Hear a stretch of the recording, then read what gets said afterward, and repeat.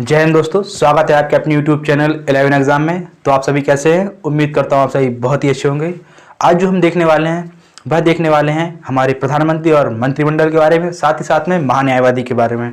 अभी तक जो हमने भाग 5 में राष्ट्रपति और उपराष्ट्रपति महोदय के बारे में पढ़ लिया है, आज हम देखने वाले हैं इन सभी चीज़ों के बारे में, प्रधानमंत्री और मंत्रिमंडल, साथ ही में हमारे महान्यायवादी। तो भाई साहब, स्टार्ट करने से पहले सिर्फ एक चीज़ कहूँगा, अगर आप हमें चैनल पर अभी तक नए हैं और आपने अभी तक हमारे चैनल को सब्सक्राइब नहीं किया तो प्लीज़ सब्सक्राइब कर लें, साथ ही में बेल आइकन को भी दबा लें ताकि हमारे द्वारा अपलोड की गई कोई वीडियो का नोटिफिकेशन आपके पास पहुंचे सबसे पहले। तो स्टार्ट करते हैं सबसे पहले प्रधानमंत्री और मंत्रिपरिषद। देखेंगे हम प्रधानमंत्री और उनकी मंत्रिपरिषद के बारे में जो चर्चा की गई है वह अनुच्छेद 74 और अनुच्छेद 75 में की गई है। सबसे पहले हम बात करते हैं अनुच्छेद 74 की। तो अनुच्छेद 74 में बोला गया है कि राष्ट्रपति की सलाह के लिए क्या होगा, एक मंत्रिपरिषद होगी जिसका अध्यक्ष कौन होगा? प्रधानमंत्री होगा। कौन होगा? प्रधानमंत्री होगा। अब भाई, प्रधानमंत्री जब अध्यक्ष होंगे तो प्रधानमंत्री के अंडर में ही तो सारे जो मंत्रिपरिषद होगी वो काम करेगी। यही बताएंगे मंत्रिपरिषद क्या होती है, ठीक है, करेगी कि नहीं करेगी? तो भाई जो हमारे अध्यक्ष होंगे इन्हीं के अंडर में तो करेगी काम मंत्रिपरिषद, लेकिन इनके अंडर में जो मंत्रियां आते हैं, मंत्रिपरिषद में जो मंत्रियां बैठते हैं उनकी नियुक्ति कौन करेगा? तो इसकी चर्चा की गई है अनुच्छेद 75 में। किसमें की गई है? अनुच्छेद 75 में बोला गया है मंत्रियों की जो नियुक्ति होगी वो कौन करेगा भाई? प्रधानमंत्री की सलाह पर। याद रखना, किसकी सलाह पर? प्रधानमंत्री की सलाह पर राष्ट्रपति महोदय करेंगे। कौन करेंगे भाई साहब? राष्ट्रपति महोदय जी करेंगे, ठीक है।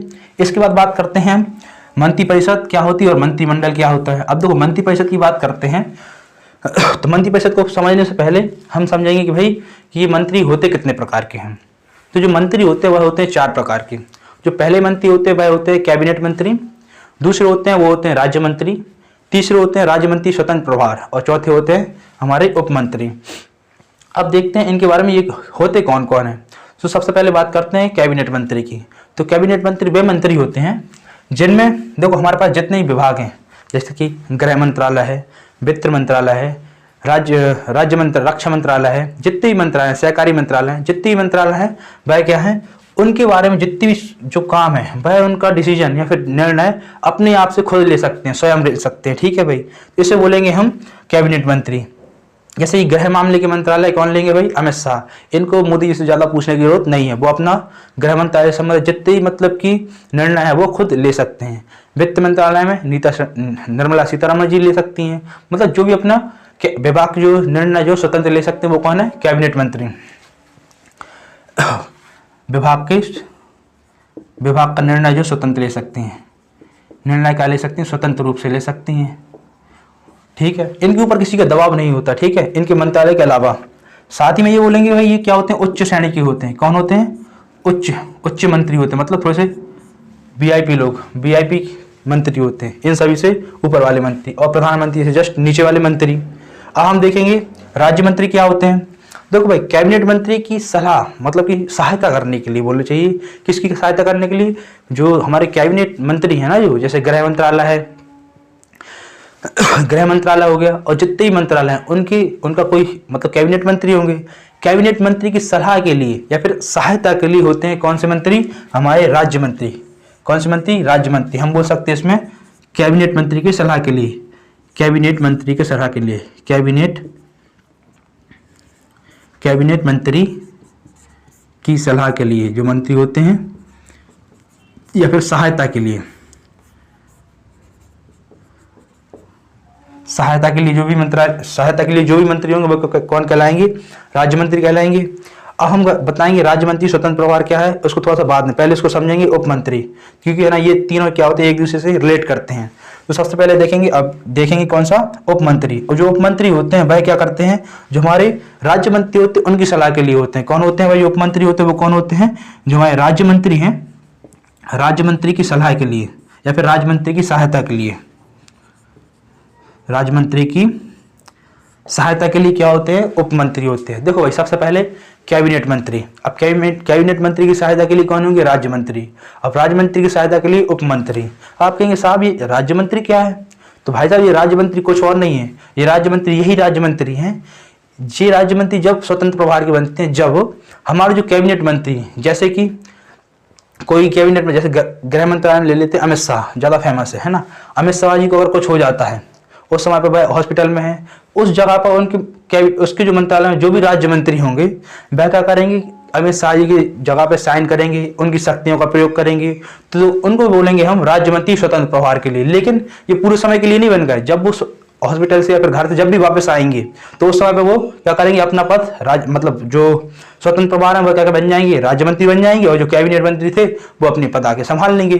तो कहने का मतलब यही है कि जो हमारे कैबिनेट मंत्री अगर कहीं चले जाते हैं उस समय पर हमारे जो राज्य मंत्री स्वतंत्र प्रभार मतलब राज्य मंत्री को ही क्या बना दिया जाता है, राज्य मंत्री स्वतंत्र प्रभार बना दिया जाता है। ठीक है, तो इसमें हम बोल सकते हैं कि कैबिनेट मंत्री के कार्यकारी क्या बोल सकते हैं, जो हमारे कैबिनेट मंत्री है ना, जो भी कैबिनेट मंत्री हैं उनके कार्यकारी मंत्री बोल सकते हैं ना, कार्यकारी। जब तक वो कहीं जाएंगे तो उस टाइम पे ये काम करेंगे कैबिनेट मंत्री की जगह पर।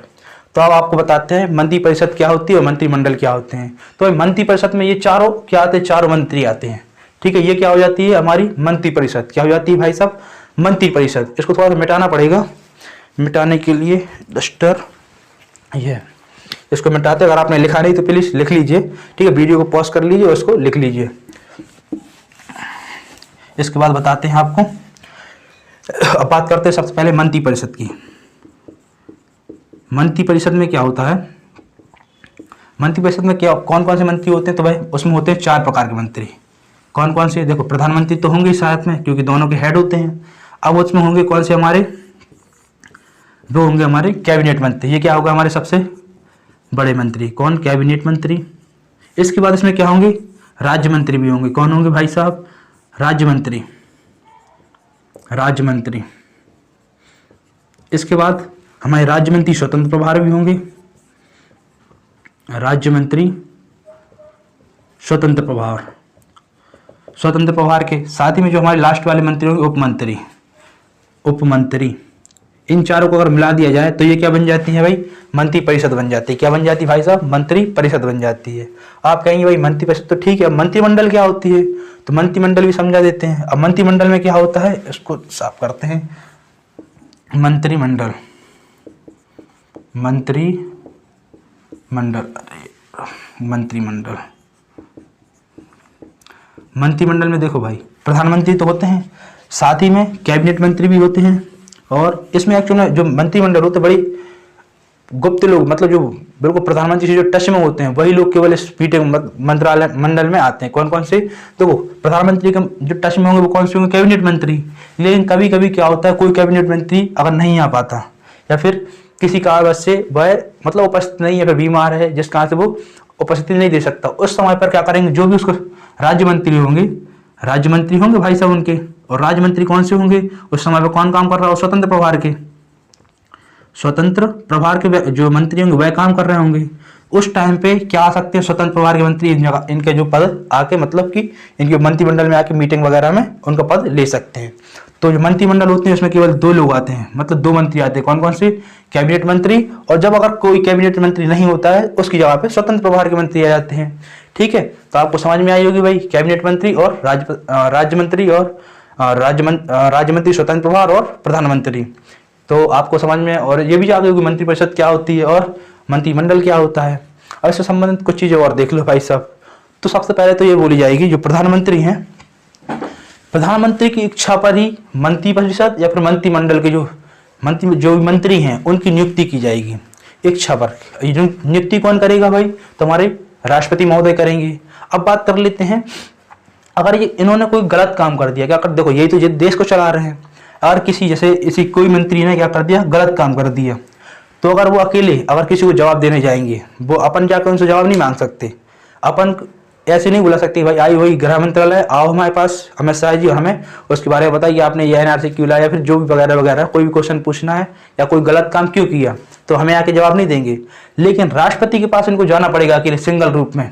और राष्ट्रपति बुलाएंगे भाई साहब आपने क्या काम किया तो हमें बताओ, तो राष्ट्रपति के पास वो जाएंगे व्यक्तिगत रूप से। तो हम बोल सकते हैं जो मंत्री होते हैं वह व्यक्तिगत रूप से किसके प्रति उत्तरदायी होते हैं, तो राष्ट्रपति महोदय के लिए उत्तरदायित्व होते हैं। ठीक है, उनको कोई भी जवाब देना होता है तो वह राष्ट्रपति महोदय को देते हैं। लेकिन अगर पूरी मंत्रिमंडल ने कोई गलत निर्णय ले लिया है तो इसका जो जवाब वो कौन को देंगे भाई साहब, तो इसका जवाब वो देंगे किसको, हमारे लोकसभा है, क्या है लोकसभा में जाके वह पूरी क्या मांगेंगे, जवाब मांगेंगे, ठीक है, या फिर जवाब देंगे उसके बारे में।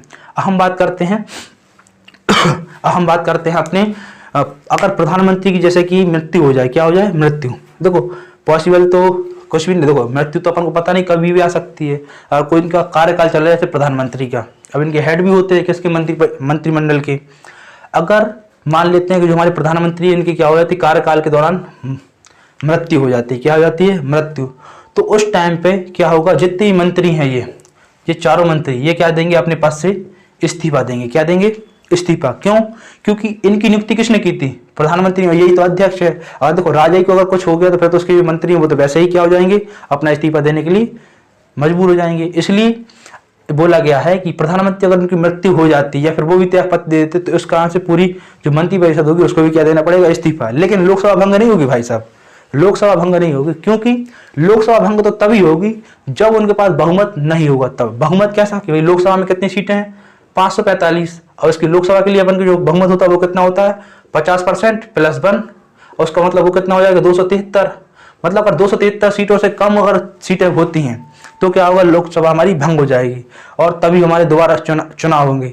लेकिन अगर मृत्यु हो जाती तो क्या करेंगे, पूरी मंत्री वो क्या देंगे, पद से इस्तीफा देंगे। उसके बाद उसकी जो पार्टी जो जिसके पास बहुमत है वो क्या करेंगे भाई, किसी मंत्री को या फिर किसी व्यक्ति को प्रधानमंत्री बनाने के लिए वो अपनी राष्ट्रपति के लिए अपने देंगे, मतलब कि भाई इनको राष्ट्रपति प्रधानमंत्री बना दीजिए।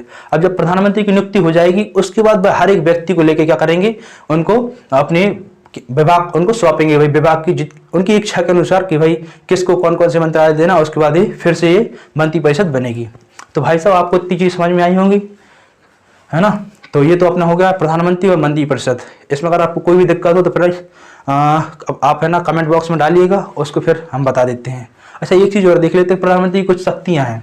अब जो भी प्रधानमंत्री के पद पर जाएगा तो सबसे पहले तो वो है ना राष्ट्रीय योजना, जो अपनी योजना आयोग है ना उसका अध्यक्ष बन जाएगा, नीति आयोग के अध्यक्ष बन जाएंगे, राष्ट्रीय विकास परिषद के अध्यक्ष बन सकते हैं, साथ ही में राष्ट्रीय एकता परिषद के भी अध्यक्ष बन सकते हैं, मंत्रिमंडल एकता परिषद का भी अध्यक्ष रह सकते हैं, मंत्री परिषद के भी लोग अपनी एकता परिषद के अध्यक्ष रह सकते हैं। इसके बाद जो हमारे मंत्री परिषद है उसके अध्यक्ष तो रहते ही हैं, साथ ही मंत्रिमंडल के भी अध्यक्ष रह सकते हैं। इसके अलावा भी क्या होता है, जो हमारे प्रधानमंत्री होते हैं वह CAG हो गए, महान्यायवादी हो गए, इनकी जो नियुक्ति होती है या फिर जो भी मंत्री हो गए ये वाली, इन सभी की जो नियुक्ति होती है उनके लिए सिफारिश करते हैं, किससे, राष्ट्रपति महोदय से, कि भाई साहब इनको ये वाले मंत्रालय दे दो, इनको इनकी यहाँ पे नियुक्ति कर दीजिए। तो राष्ट्रपति महोदय क्या करते हैं, उनको शपथ दिला देते हैं और नियुक्ति उनकी कर देते हैं। साथ ही हम देखेंगे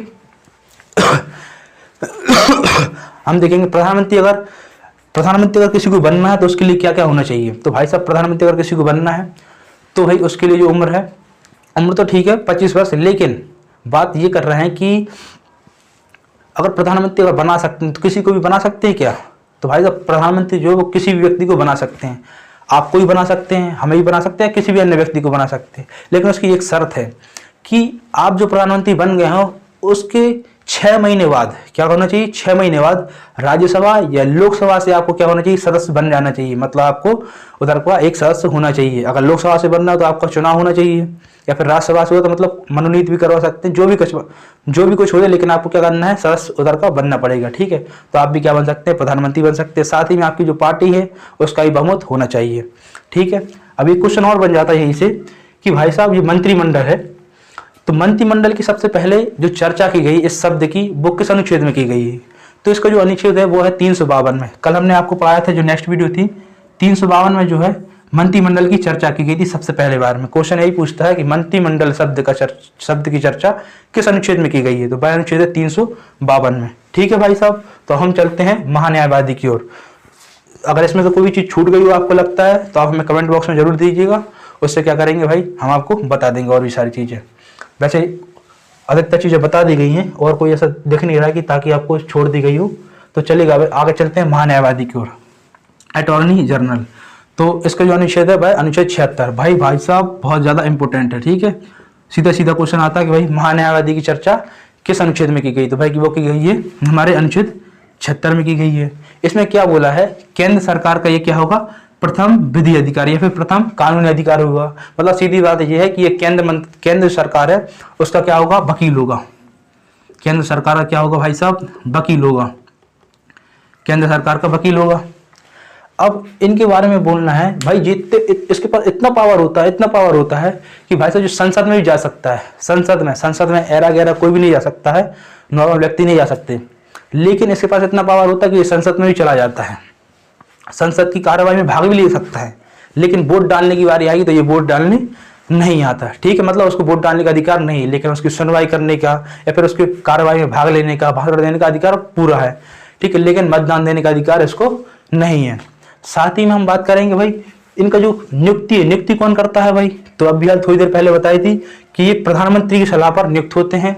और नियुक्त करता कौन है, तो भाई राष्ट्रपति महोदय करते हैं। एक चीज और देखेंगे कि भाई साहब जो इनका जो कार्यकाल है वो कार्यकाल कितना लंबा रहता है, तो अधिकतर लोगों का जो कार्यकाल होता है वो कितना होता है, 5 वर्ष होता है, लेकिन इन महाशय का कार्यकाल जो है 5 वर्ष नहीं होता। इनका जो कार्यकाल होता है वह होता है राष्ट्रपति की इच्छा पर। राष्ट्रपति चाहे तो 2 महीने के लिए बना सकते हैं, राष्ट्रपति चाहे तो 10 साल के लिए बना सकते हैं। ठीक है ना, तो इसको बोल सकते हैं ये राष्ट्रपति के प्रसाद पर्यंत काम करते हैं। इसके बाद हम बात करेंगे इनका जो वेतन भत्ता है, वेतन भत्ता देता कौन है, तो इनका जो वेतन भत्ता है भाई इसको संचित निधि से नहीं दिया जाता। आप कहेंगे संचित निधि क्या है, तो भाई संचित निधि वह निधि होती है जिसमें सभी के वेतन वगैरह जिसको पैसा देना है उनका पैसा क्या होता है, फिक्स होता है। जैसे कि हमारे जो सरकारी व्यक्ति हैं, प्रधानमंत्री का, राष्ट्रपति जी का, जितने भी लोग हैं, जैसे हमारे यहाँ पे कोई भी एसएससी में जितने भी सरकारी लोग काम कर रहे हैं उन सभी का जो पैसा होता है वो कहाँ से आता है, संचित निधि से। इनका पैसा कभी भी कम नहीं किया जा सकता है, लेकिन भाई साहब को पैसा तो संचित निधि से दिया ही नहीं जाता है, मतलब कम बढ़ किया जा सकता है। तो इनको जो पैसा है वो दिया जाता है प्रधानमंत्री कोष से। कैसे दिया जाएगा भाई साहब, प्रधानमंत्री कोष से। अब प्रधानमंत्री कोष से दिया जाएगा तो कम बढ़ तो होगा, जिस कहाँ से ये क्या करता है अपने भाई मतलब इधर से मतलब सरकार का भी वकालत करेगा, और यहाँ से कोई व्यक्ति आएगा तो भाई उसकी भी वकालत कर देगा। जैसे हम जाएंगे, हम कहेंगे भाई साहब महान्यायवादी जी हमारा कोई केस लड़ दीजिए, तो भाई साहब जी हमसे केस तो लड़वा लेंगे, साथ ही पैसे भी ले लेंगे, हमसे भी पैसे लेंगे और साथ ही में सरकार से भी पैसे लेंगे।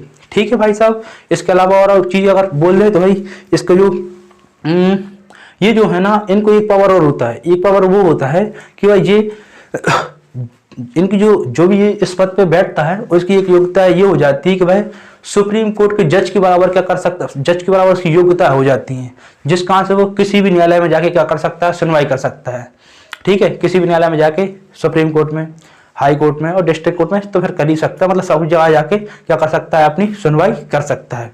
ठीक है भाई साहब, इतनी चीज़ें बोली गई हैं अनुच्छेद 76 में। और महान्यायवादी में हम बात करते हैं अनुच्छेद 77 की। अनुच्छेद 77 क्या कहता है, अनुच्छेद 77 बोलता है केंद्र सरकार के कार्यों का संचालन विभिन्न मंत्रालयों द्वारा किया जाएगा। क्या किया जाएगा, देखो केंद्र सरकार का जो भी काम है, ठीक है, काम है, जैसे काम है भाई देश की रक्षा करना, गृह मामले की रक्षा करना, विदेश नीति, जितने भी जो मंत्रालय हैं उनका काम करेगा कौन, तो उनका जो काम करते हैं वह करते विभिन्न जो विभाग हैं हमारे, वो काम करते हैं केंद्र सरकार का, केंद्र सरकार का काम करेंगे। इसके अलावा अगर राष्ट्रपति चाहें तो जो विभाग हैं उनके काम को आसान बनाने के लिए क्या कर सकते हैं, कोई भी कानून बना सकते हैं आसान करने के लिए। इसमें बोला गया है राष्ट्रपति इनके जो कार्य है ना, जो इनके कार्य करने के लिए, कार्य को आसान बनाने के लिए क्या कर सकते हैं, कोई भी कानून बना सकते हैं। अब बात करते हैं अनुच्छेद 78 की। अनुच्छेद 78 में बोला गया है कि प्रधानमंत्री का ये कर्तव्य होगा कि वह संसद की सारी कार्यवाही, मतलब क्या क्या चल रहा है भाई सब संसद में, हमें थोड़ी ना पता है, संसद में जो भी काम चल रहा है उसकी जो सूचना है वह ना अपन अटॉर्नी जनरल को देंगे, मतलब कि महान्यायवादी को देंगे, साथ ही में हमारे राष्ट्रपति महोदय जी को भी देंगे। ठीक है, ये उनका क्या है, कर्तव्य है। तो भाई साहब इन सभी की इतनी पावर थी, देखा आपने कि भाई प्रधानमंत्री क्या क्या कर सकते हैं, महान्यायवादी क्या क्या कर सकते हैं।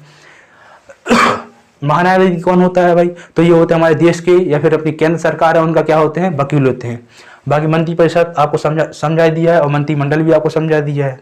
तो भाई साहब आज के लिए तो इतना ही। इसके बाद जो अनुच्छेद है भाई अनुच्छेद 79 है, 79 में बोला गया है संसद, और 80 में बोला गया है क्या, हमारी राज्यसभा, और 81 में बोला गया है लोकसभा, जिसको अपन देखेंगे नेक्स्ट वाली वीडियो में, क्योंकि ये बहुत लंबी हो जाएगी अगर ये वीडियो में डालेंगे तो फिर मिलते हैं नेक्स्ट वीडियो में। अगर आपको वीडियो अच्छी लगी है तो प्लीज़ लाइक करिएगा, साथ ही में दोस्तों के साथ भी शेयर करिएगा, और अगर आपने अभी तक हमारे चैनल को सब्सक्राइब नहीं किया तो प्लीज़ सब्सक्राइब कर लेना। और अगर आपको इसमें किसी में भी डाउट होता है या कोई प्रॉब्लम होती है तो आप प्लीज़ उसको कमेंट बॉक्स में जरूर डालिएगा, अपना जो भी है डाउट उसको डालिएगा, जिसको हम देखेंगे। अगर आपको आंसर देने लायक हो तो बिल्कुल आंसर देंगे। तो फिर मिलते हैं नेक्स्ट वीडियो में, तब तक के लिए जय हिंद दोस्तों।